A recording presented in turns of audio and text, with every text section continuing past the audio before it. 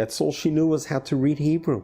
Look how the heavens interceded to create this chain of events.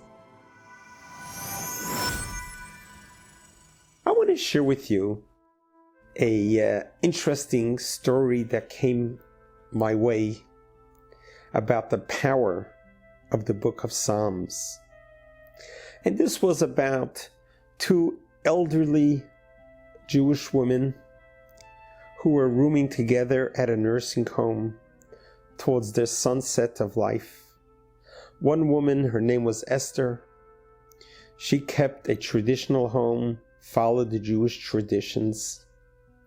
Her roommate, Sadie, although she grew up in her home traditional, but her husband and her only child did not follow in traditional Judaism.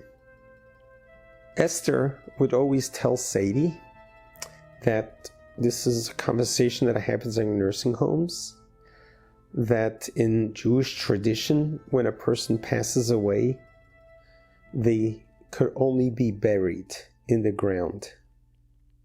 In other words, cremation is a desecration to the Jewish body and is totally prohibited in Jewish law, because the body is not really ours.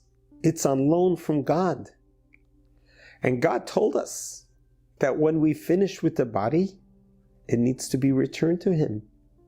We came from earth, we return to earth. That's the only way we can be returned. Especially coming from the Holocaust, where so many millions of our brothers and sisters were cremated. Cremation voluntarily in our generation should never happen. Sadie began sobbing and saying, my husband is long gone. My only son is not religious. And he tells me he's going to cremate me. And it's lying so heavy on me, Sadie is saying. She doesn't know what to do. So Esther gave Sadie the book of Psalms and says, read a psalm every day and God will help you. And so Sadie, who grew up knowing Hebrew, began reciting psalms every single day. Her son would come very infrequent to visit her. Whenever he came, he saw her reading from the book of Psalms.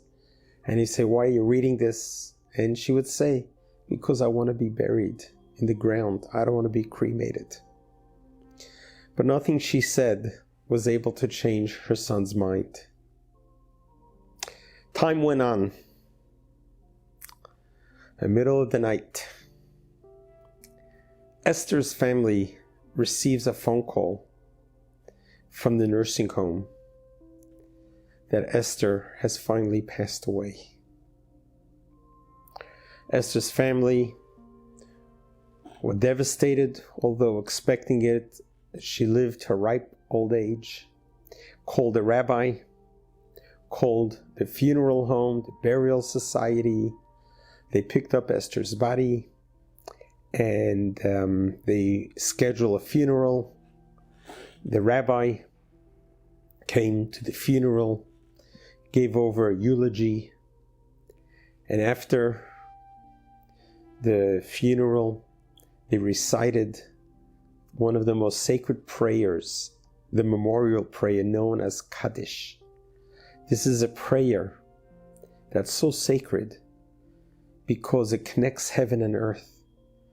When a parent passes away, when a loved one passes away, these are the words that connects us, that keeps them alive for us. And Sadie wanted so much that when she dies, that she could have such a service, that she could as well have Kaddish said for her. But her son wouldn't hear from it.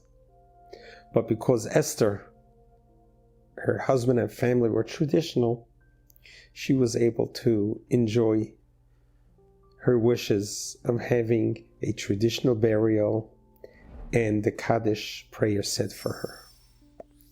So Esther's family went home, and what happens is when a Jewish person passes away, after the funeral, we spend 7 days of mourning. It's called Shiva. Shiva is the Hebrew word of 7. 7 days of mourning. What happens during these 7 days, the family does not leave the home, the immediate family, which are the siblings, the children, and the spouse, and they stay home together, and they spend 7 days talking about the deceased, and neighbors and friends and congregants come to pay what's called a Shiva call, condolences. So Esther's home was filled with members of the congregation. The rabbi was there.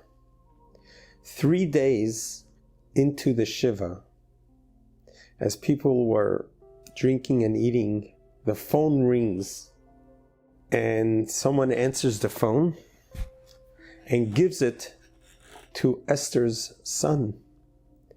He takes the phone, says hello. He turns pale and he faints.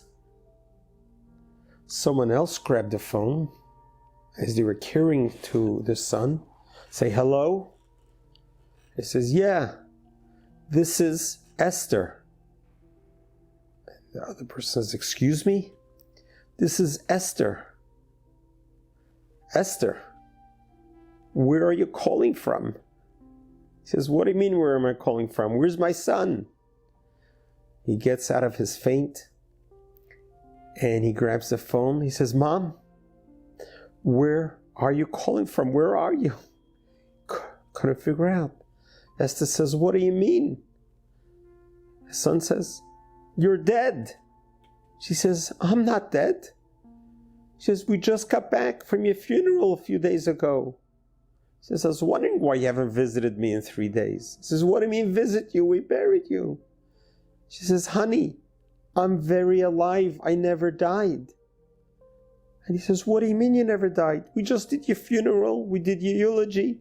We said Kaddish. We're now sitting Shiva for you. He says, what are you talking about? I'm alive. He says, the nursing home called and told us you died. He says, no, that wasn't me. That was Sadie. Sadie died. I'm fine. And now the family is totally taken aback.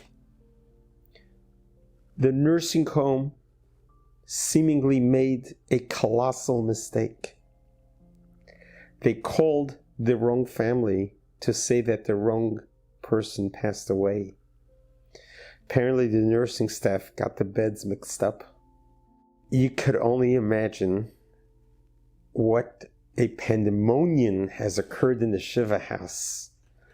When the rabbi is summoned, Rabbi, what do we do here?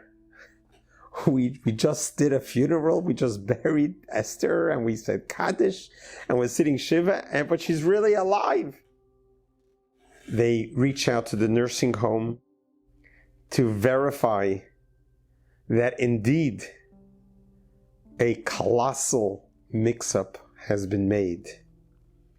Now the rabbi and the family are sitting with the nursing home director. How do we go about this? How do we deal with this?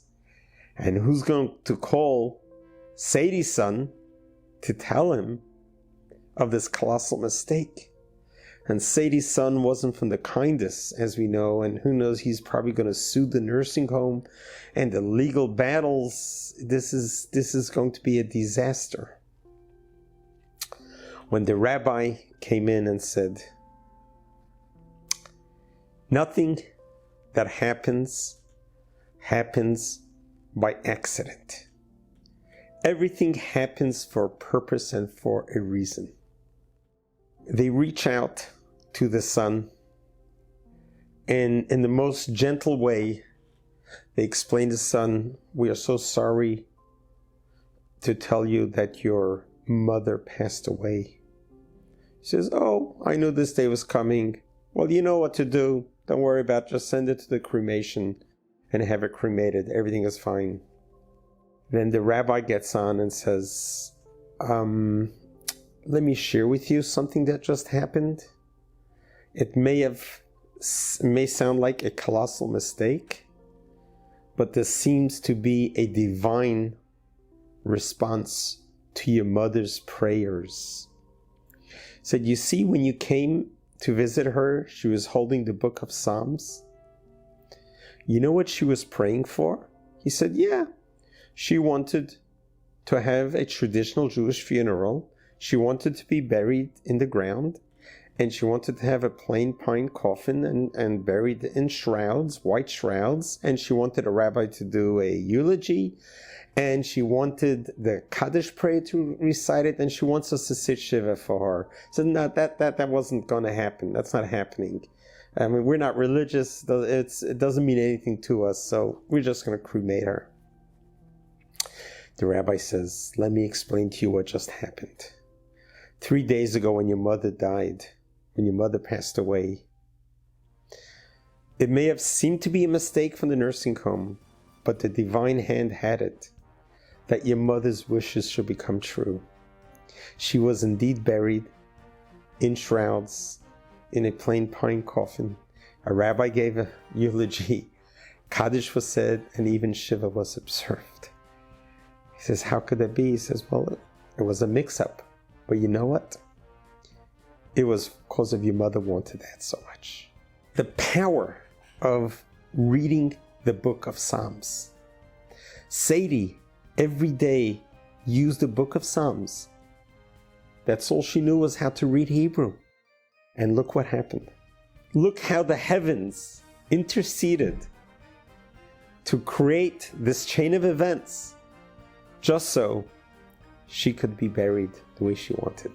This is the power of the book of Psalms.